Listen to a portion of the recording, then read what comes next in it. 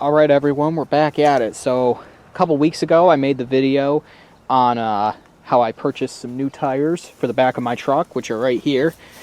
The General Grabbers, they're doing great, I love them so far. But today I went and got the front ones. So, I ended up going, I'll show you. I ended up purchasing the Milestar Patagonia HTs. These are from Bell Tire. I think they were about 130 bucks a tire. You can see they have decent tread. The sidewall is a little flexible. They're not the highest quality. You can definitely see how the Generals have deeper tread and a firmer sidewall. These are a little bit softer riding. See tread there. They have the white lettering, of course. That was a requirement. Show you the other side. Right here, Patagonia HT. It's much bigger lettering than these have. Which they ride actually. So my old tires were Toyo Celsius CUVs, and these ride about the same. New. But the white lettering looks good. I did these at Bell Tire, about 130 bucks a tire. I think it was $320 total, whereas these were $180 a tire. And it was $420 total at Discount Tire, which is where these are from. I'll show you back. Well, I should probably just open the tailgate. Back here are the old ones. They didn't bag them like Discount Tire, but who really cares? You can see they still had a little bit of tread, not a ton. These have a bit of a firmer sidewall, I noticed.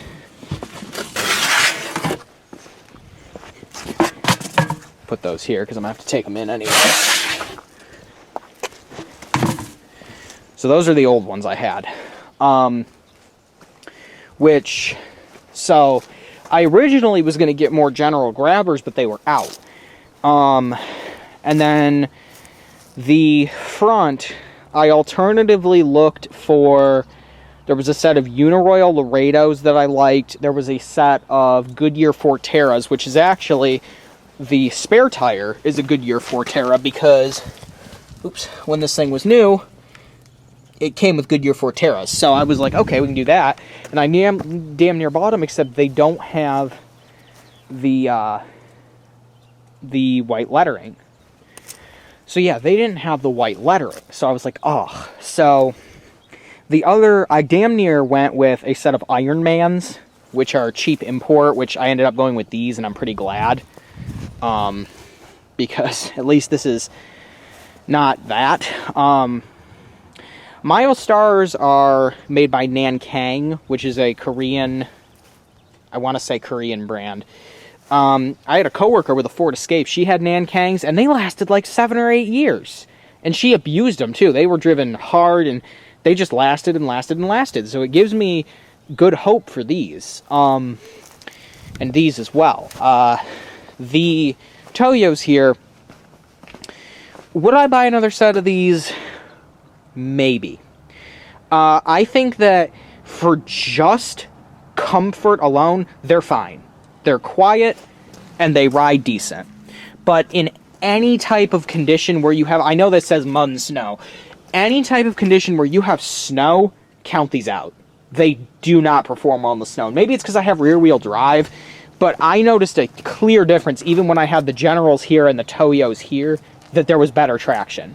So, I don't know. If all you have is just city driving, these are probably fine. But I don't know if I would use them for, like, off-roading. I wouldn't use those or these either. These are very street-oriented, you can see by the tread. These are a little more. But, no. I definitely wouldn't go off-roading with these. And that's not the point. I don't go off-roading. So, yeah, I guess while I'm here I can just tell you, I've been driving this truck for a month and a half.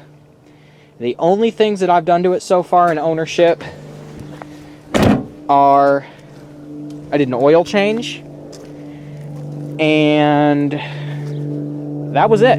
I did add a little bit of power steering fluid and a little bit of coolant, only because they were a little bit low when I bought it, and it hasn't leaked out any since. Anyways, the only problems with this thing is, number one, the rear wiper motor doesn't work, which seems to be a common problem on these. This one is stuck in this position, and if you go to try to turn it on, it just goes, well, hell. I guess I can just demonstrate it.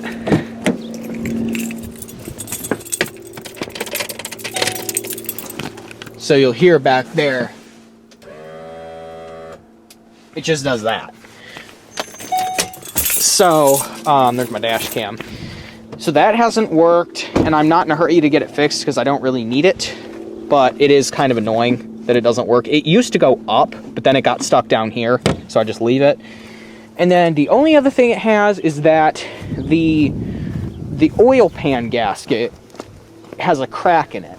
And I'm trying to show, yeah, so you can see here, this is because I always park here. This is not that.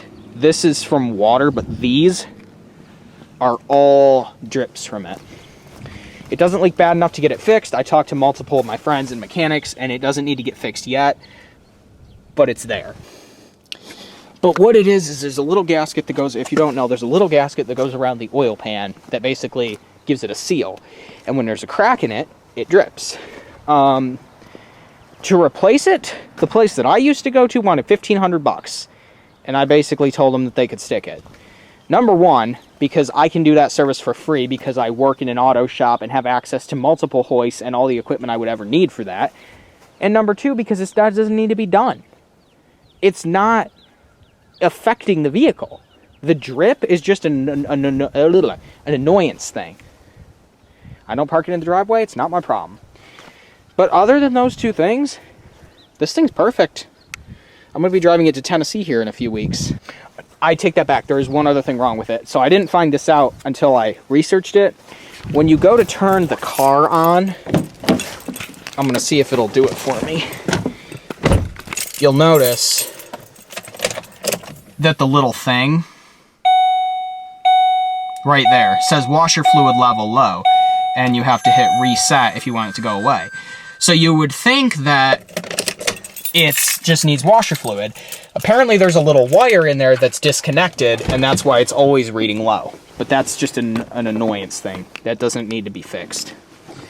Recently, this is my own fault, but this running board needs to be re-welded, because if you look back here, the mounts for it came off. So you'll see here, you can do that with it, which you shouldn't be able to do.